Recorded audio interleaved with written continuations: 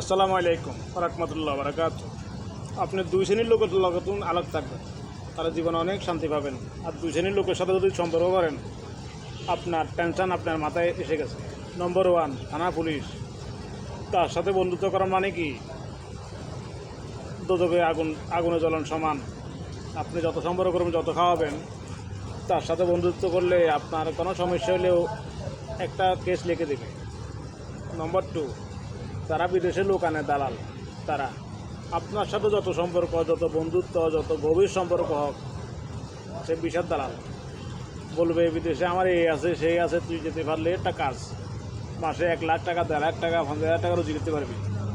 আর বলে দিলা দেশে চল, তুই চল না, তুই ছেলেকে পাঠিয়ে দে, তার দরকার টাকা। সে চিন্তা করবে টাকা, আপনার বন্ধুত্ব চিন্তা করবে না। এখানে এনে 2 মাস 3 মাস খাওয়াবে, পরে করবো তুই কী কাজ জানস, তুই কী কাজ দেব।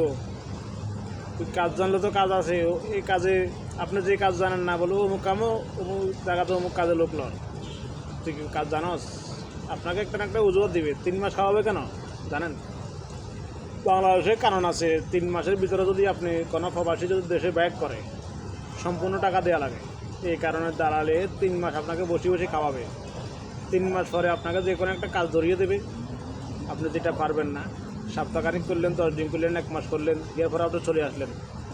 তো দেশে বলবো আমি ওকে অমুকখানে কাজ দিয়েছি, 5 স্টার হোটেলে কাজ দিয়েছি, 5 স্টার আবাসিক হোটেলে কাজ দিয়েছি, এখানে বসে বসে খাওয়ান আর ঘুমন, মাসে 1 লাখ টাকা ইনকাম হতো।